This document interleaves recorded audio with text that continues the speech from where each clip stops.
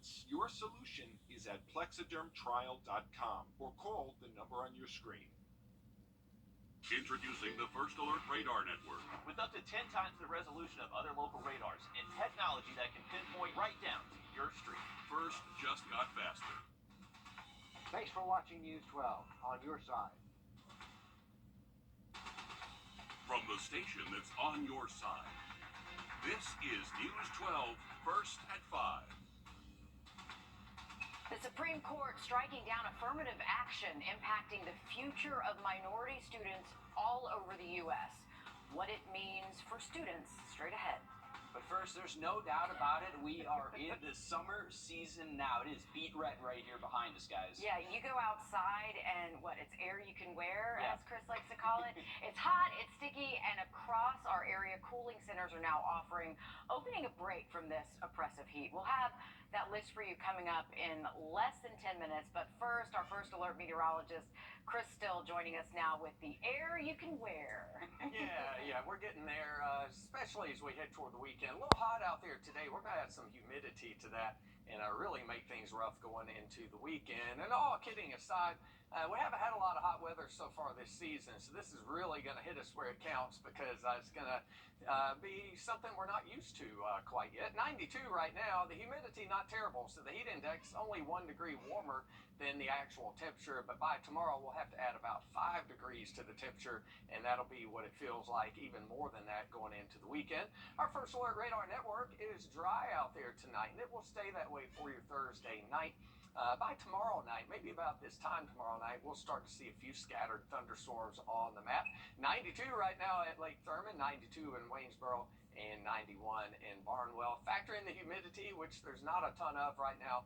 It feels like 94 in Thompson. A little steamy there in Evans. You're at 101 for a feels like temperature, and 93 in Waynesboro.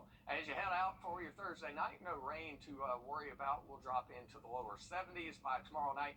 Hottest weather arrives by about Wednesday, or Sunday rather, into Monday. That feels like temperature up there about 105. And now, First Alert Traffic. And here's a live look from our WRDW I-20 camera looking out over I-20 and Riverwatch Parkway. Things can kind of bottleneck there this time of the day. At the moment, that does not appear to be the case at 5:02 in the afternoon. I did check in Grovetown, and I-20 looking pretty good through that area as well. So at least the main roads across the area flowing pretty well. The sunshine beaming down on us. It is a hot one, but pretty quiet out there on the roads.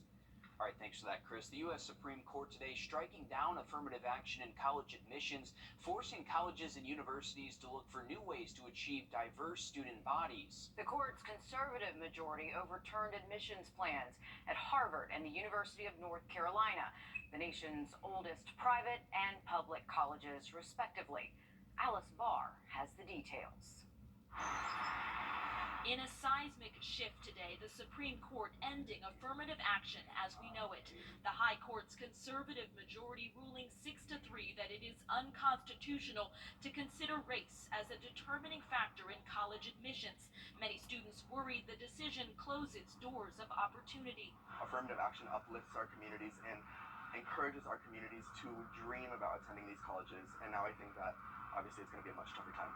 The rulings concern two similar cases against Harvard and the University of North Carolina Chapel Hill, both brought by the conservative-leaning Students for Fair Admission, which argued the school's policies discriminated against white and Asian American students. This ruling will help preserve meritocracy, which is the bedrock of the American dream.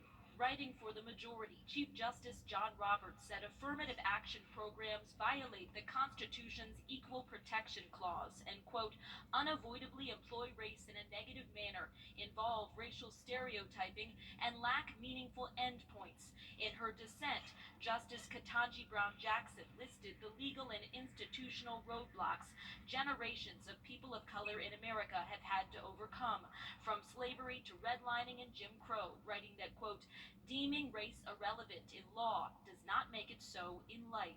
We cannot let this decision be the last word.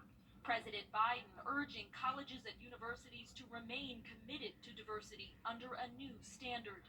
Where colleges take into account the adversity a student has overcome, when selecting among qualified applicants. The court did leave the door open for universities to consider things like students' essays discussing the impact of race on their lives, quote, so long as that discussion is concretely tied to a quality of character or unique ability. President Biden commenting on this decision, noting that he is directing the Department of Education to analyze what practices help build more diverse student bodies and what could be eliminated, like legacy admissions that he says expand privilege. A new name for an Augusta landmark is on the way. Commissioners voted to name it after Augusta's first black mayor. But the vote on the table was to name it after the both Ed McIntyre, the first black mayor, and Mayor Devaney, who completed the Riverwalk project during his tenure. As our Craig Allison reports, Devaney's name got the boot. That's right, y'all. Both mayors had controversy attached to their name, but ultimately commissioners decided to unanimously go with honoring former Mayor McIntyre despite his former felony charge for extortion over former Mayor Devaney, who city leaders say left a bad taste in their mouth after consolidating Augusta and Richmond County. Now, though, the process begins for honoring Augusta's first black mayor with the sole naming rights. Ed McIntyre was the mayor that began the process to create the Riverwalk, which then finished in the next administration under Devaney. The McIntyre family actually came out with his son, E.M. McIntyre, coming forward as the applicant to start the process. We heard from the mayor about the unanimous decision, despite McIntyre's prison time for extortion. Despite the charges, I believe in redemption. People should be given the ability and the opportunity to redeem themselves, regardless of his past. He did do some good for Augusta, and part of that good is coming up with the vision for creating a Riverwalk, which we continue to enjoy today. As I mentioned earlier, I support the effort to rename that Riverwalk in the parks after former Mayor Edward McIntyre. And all new on News 12 at 6 o'clock, we're learning more about the city administrator's position, which commissioners here have been working on for months under this new administration. All right, thanks for that, Craig. Parts of Washington Road now back open several hours after an oversized load took down power lines, leaving thousands of homes and a handful of businesses without power today. This happened around 9 o'clock this morning between Boy Scout Road and Alexander Drive near the Carrabba's. Traffic signals were out and the entire road only was open during the last hour. No injuries have been reported. That's the good news here, but it did take until around noon or so for power to be restored. Just into our newsroom, rapper Travis Scott will not face charges for a concert where more than 2,000 people were hurt and 10 were killed. The youngest victim, just 9 years old. The deadly crowd rush happening at Astroworld, the concert in Houston, Texas, back in 2021. This video of NRG Park the morning after, thousands were trampled there. Hundreds of lawsuits have been filed since then, alleging negligence against Scott and the concert's organizers, Live Nation. Scott has denied any wrongdoing. Frustration and mounting questions coming out of Sumter County, South Carolina. Documents now show a deputy involved in a deadly crash has a history of getting into wrecks. Investigators say just over a week ago, Sumter County Deputy Alicia McDonald was responding to a call for backup when she lost control of her patrol car and hit 2 people. 62-year-old Hercules Sharper died from his injuries. Now Sharper's family and others are questioning McDonald's history of crashes and just how many she's been involved in. In the officer's view, was she driving safely?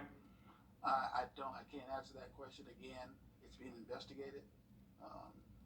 She killed someone. I think the public would say no. Yes, well, that's the public's opinion. And until it's investigated, I don't want to make a statement to that effect. McDonald is on paid administrative leave during this investigation. Well, preventing flooding and natural disasters in South Carolina. Coming up, why state leaders are laser focused on a new risk reduction plan. Chris? It is starting to warm up out there. The average high temperature 93. So far, all we've hit is 92 in the Augusta area. But hotter weather is on the way for the 4th of July holiday. We'll have a look at that forecast coming up. Development and construction at the intersection of Columbia and Lewiston Road behind me. Find out why neighbors are upset about a possible gas station coming in, all new on News 12 at 6 o'clock. Time. After your accident, who did you call? I called George St. Why did you call? To get the money we deserve. What's the number? All nice. Did you get a lot of money? More than I ever expected. I got a big check fast. You gotta get George. Call all nice. Well, we are all feeling that oppressive summer heat, and the city of Augusta putting out a list of cooling centers that you can stop by free of charge if you need some relief. We could all use it right now. These locations include the Bernie Ward Community Center, McDuffie Woods Community Center, and the May Park Community Center. And for a full list of those cooling centers, you can head to our website, wrdw.com. Chris, we are feeling that air that you can wear your marvelous word that you created. I know, I very much like that because it is so effective. I felt bad for our reporters walking in today, That's what I'm carrying saying. their heavy equipment. Yeah, those tripods, cameras, it gets real heavy when the heat's like this. Yeah. Yeah, definitely feeling kind of heavy out there today, the areas. I guess that's maybe where that comes from, and it also rhymes. That's probably the main place. But anyway, let's take a look at our weather headlines. It will be hotter than average for the next few days. We haven't said that in 43 days now, so definitely a mild streak is about to become a thing of the past. High humidity with heat index values 100 up to 105 as we hit through the weekend, even into next week. We are going to have a few thunderstorms late each day starting tomorrow, but as for your Thursday evening, we'll stay dry out there one more time. Humidity really not too bad, 92 degrees if you happen to be grilling out momentarily, not really cooling off a lot during the 6 o'clock hour, and still 90 degrees as we head towards 7 o'clock tonight. It will be a real sizzler out by the pool out there for you Friday, 91 degrees at 1 o'clock, up to about 95 by 4, partly to mostly sunny skies, a southwest wind at 5 to 10, and about 30% chance of thunderstorms tomorrow night, but tomorrow afternoon should be dry. Our WRDW and I-20 camera this afternoon is a little bit hazy out there. You can actually see some of the smoke from those wildfires in Canada. It's not nearly as bad, of course, in our area as it is for our neighbors up to the north, but still something you may notice. 92 is the temperature. Here's a look at our vertically integrated smoke product. It's where satellite imagery can pick up on the smoke particles and show us where the smoke is. The yellow and orange colors there, that's where that Canadian forest fire smoke has been transported by the jet stream all the way really out there into the Atlantic Ocean off the Georgia and South Carolina coast. Rain-wise, the closest rain to the area is this cluster of thunderstorms here. It'll try to travel to the southeast, but it's going to be weakening. However, as we head toward tomorrow, we'll have a similar cluster of thunderstorms forming to the north. That one will have a better chance of getting into the area tomorrow night and giving us a chance for a few thunderstorms. For your Thursday evening, we are dry all across the CSRA and the southeast. Temperatures really pretty normal for this time of the year. 91 right now in Barnwell, and a warm but not terribly hot 93 there in Gibson. Factor in the humidity, it really feels about the same out there, except in Evans. Your heat index right now 102, and it feels like 98 right now in Louisville when you factor in the humidity. It gets even worse as we head through the weekend. Feels like temperatures during the hottest part of the day up to about 103 by Saturday. We'll top out about 105 Sunday headed into Monday. So there is a good chance we'll be talking about some heat advisories over the weekend. As far as rain chances are concerned, headed through your Friday, we definitely start the day off with noon temperatures tomorrow, all the way near 90 degrees, middle 90s for the afternoon. Maybe an isolated shower by this time tomorrow afternoon, but the better chance, as you can see here, will be later in the evening. And then Saturday, we'll do it all over again. We'll have a few late afternoon storms with a lot of heat and humidity. For your Thursday night, mostly clear, warm and muggy. Your low tomorrow, 70 degrees in Millen. Afternoon highs a few degrees above average tomorrow. We'll hit 96 for the high tomorrow in Aiken. A 30% chance of thunderstorms tomorrow night. 30% chance of rain late in the day, Saturday, Sunday, Monday, Tuesday, and all the way through next Thursday. Highs hovering in the mid to upper 90s. All right, thanks for that, Chris. South Carolina leaders say protecting people and property from destruction caused by extreme weather, especially flooding, is a top priority. Today, the state unveiled a 744-page plan detailing how to do this. Our State House reporter Mary Green has the details. South Carolina's strategic statewide resilience and risk reduction plan was unveiled Thursday in Columbia after about 2 years of work to develop it. With this plan, citizens will be safer. We will have a better South Carolina and an understanding of where we are in our resilience efforts. The 700-plus page plan, spearheaded by the state's Office of Resilience, lays out 54 recommendations. They're separated into categories like maintaining natural flood protection through conservation, incorporating resilience into planning and land use, and increasing outreach and education. The Office of Resilience says projects aimed at improving data collection and coordinating at the watershed level with local communities are the initial top priorities. The plan also recommends establishing a voluntary pre-disaster buyout program for flood-prone properties. It's a very delicate topic, right? It's a very detailed topic you have to look at. There's a lot of things to consider. There's attachment to place. You know, some folks have lived in communities for generations, and there's a very strong attachment to place. So you have to work with communities early on to let them know what you know and try to work to solutions that everybody can live with. This initial plan focuses on flooding, but the Office of Resilience says it'll be developing further recommendations focused on the other hazards that impact South Carolina. Reporting from the State House, I'm Mary Green. The Office of Resilience says that for these recommendations to have their greatest impact, it'll also take support from local governments, tribal and traditional communities, as well as neighboring states as well. Do you think you could run an Olympic sprint? Okay, well, what about when you're a senior citizen? Just after the break, we'll meet one Georgia woman who never gave up on her passion and is heading to the big leagues to prove it. First Alert Radar, powered by Jim Hudson Lexus Acura Infinity. Are you too hot? Beat the summer heat with a window AC unit from Davis Appliance and Furniture for as low as $299. We offer a cool, no credit needed financing options to meet your needs. For the brands you trust at the lowest prices in town, visit us at Davis Appliance and Furniture. When you call my Bigger deal. No hungry? Better be hungry. Welcome to Davis Appliance and Furniture, where you can find the best deals in town. We offer new and used appliances, and we service what we sell. We offer no credit needed financing and delivery options to meet your needs. For the top brands at the lowest prices in town, visit us at Davis Appliance and Furniture. Well, it's not about age, it's all about what your mind and what you set your mind to do, and that helps you achieve pretty much anything at that point. In just a few days, the Senior Olympics are set to begin. But not senior as in senior in high school, but senior citizen. Amanda Rose has an incredible story of one great-grandmother who never gave up on her passion. Loretta Turner may be considered a senior, but she definitely doesn't act like one. The 69-year-old was selected to compete in this year's National Senior Olympic Games, and she's in it to win it. Ever since I was a child, all I did was run. It was just something that I liked to do. Loretta's always dreamed of sharing her passion on the national stage, training for months for the 1972 Olympic Games. But a baby on the way at 17 years old changed everything. I'm not regretting anything because I wouldn't be here where I am today if I was to change anything. Today, there's another star athlete in the family. Yasmin Williams is following in her grandma's footsteps, running the 400-meter race at her Powder Springs High School. My mom, she took after my grandma and she did track, so I started track because of my mom. The whole family is so proud of matriarch Loretta's accomplishments and her legacy. It makes me feel like so much is like possible.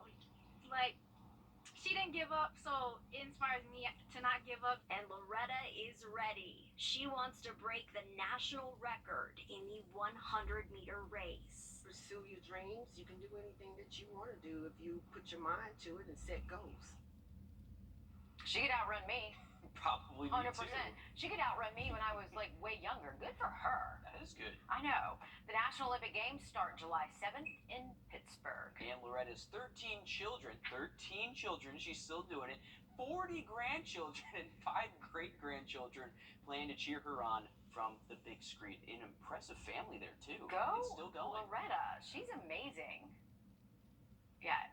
You can do anything. I'm like stunned. That's why I didn't say anything. I can't believe that she's still doing that. Yeah, and I'm gonna feel bad as I sit on the couch later. No, I need to eating some run. chips I know. and enjoying a TV show or Okay. something like that. All right, Chris. Loretta's gonna inspire us to move, Will. No need to feel guilty about soaking in some AC with the temperatures we have headed our way. If you're headed to the lake, southwest wind tomorrow at 5 to 10. The water nice and warm at 82. The temperatures nice and warm for the holiday. We'll take a look at your 7-day forecast coming up.